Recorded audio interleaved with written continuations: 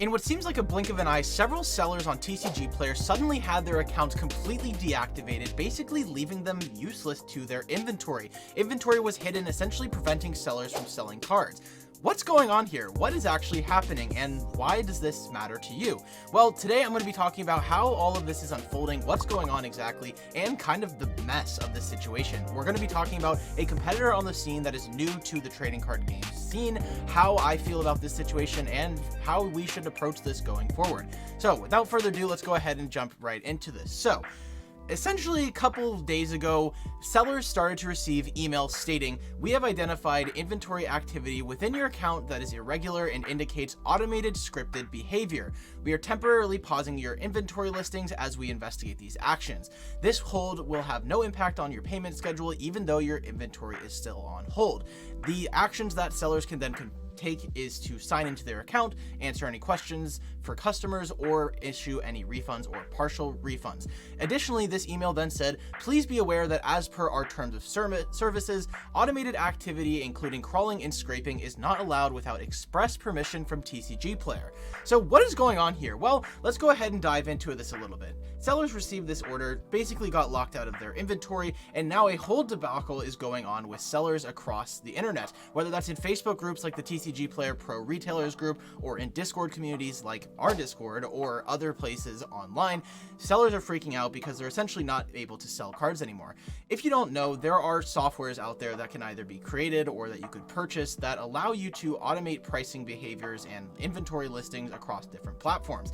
There's platforms like Binder POS, Crystal Commerce, Shopify, although Shopify does not directly link to TCG Player, and other platforms like this that allow you to sync all of your inventory on one place and then list it across all these other places. There are then softwares called Mass Price that allow you to automatically adjust the pricing of the cards that you have listed based on different conditions and filters. And then there are things like Card Trader, which is a new competitor to the trading card game scene that is promising lower fees and a TCG Player Direct-like program that allows sellers to sell worldwide. Card Trader is this new platform that allows you to sync your existing TCG Player inventory to the Card Trader inventory and then sell it on both platforms at once, which that sounds very enticing, doesn't it? Like having a second platform being able to sell on that sounds great because you're essentially having two inventories at one, and Card Trader gives you access to a broader horizon of customers where TCG Player, at least in my experience, has been pretty US based.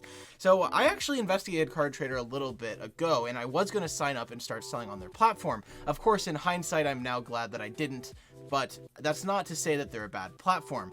The reason that I didn't is once I kind of started going through the process and once I was ready to start syncing, they asked for my login details to TCG Player. Of course, this was all my responsibility, nothing wrong with Card Trader, but essentially I would have to forfeit my ability and basically hand over my login to Card Trader so that they could run this script or bot or whatever on my account that would allow these inventory platforms to sync, because TCG Player actually shut down their API. Now look at this dude trying to explain APIs. APIs are essentially application programming interfaces, and it allows two computers to communicate with each other, basically trading data in between them. You can create apps and different stuff like that, but essentially you are pinging a API, it is returning data to you, and then you can use that data to manipulate it, you can extract data from it, you can build tools with it, all sorts of stuff.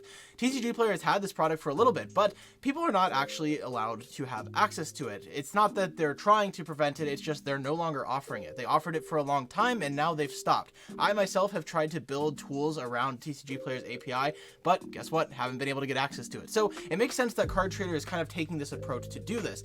And I wouldn't say Card Trader is in the wrong here per se, but TCG Player obviously doesn't like this. They don't want another seller's platform to come into the scene and start to take market share from them. So although this issue doesn't seem directly related to Card Trader because there are other ways to do this stuff, it does seem a little suspicious that this is happening. Now, I do want to give full disclosure. I'm a huge fan of TCG Player, and in no means is this video meant to be a knock on TCG Player.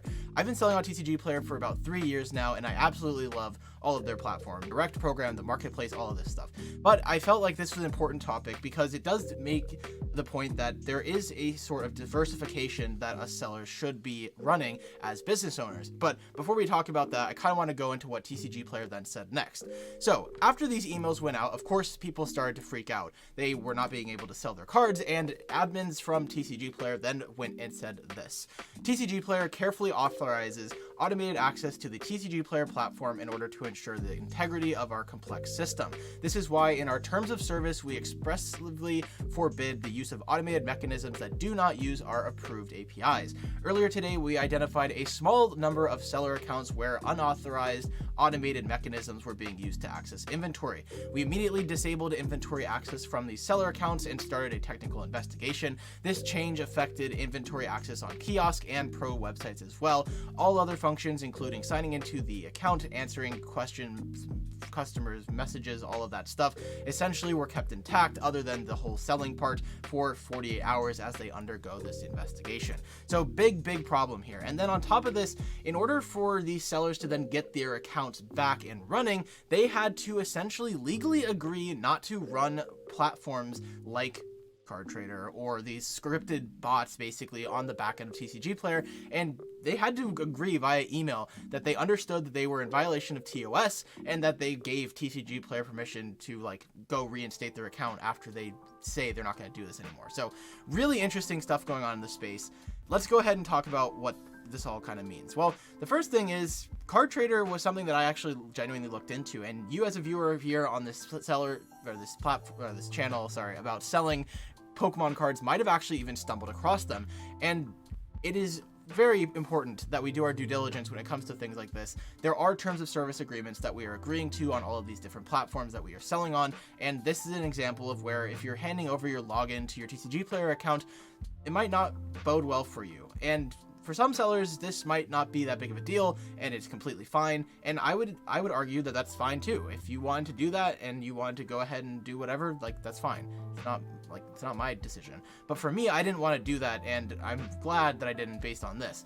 But it is a little interesting though, because TCG Player is not giving out access to their APIs that would essentially enable developers and different people to then build tools and create different functions around this topic. So I wouldn't say either party is in the right here, but that's basically what the situation is. So what's the takeaway from this? What's the lesson? Well, I've preached a lot about TCG Player on this channel, and I think it is important to note that there needs to be some sort of diversification to shift risk like this from occurring.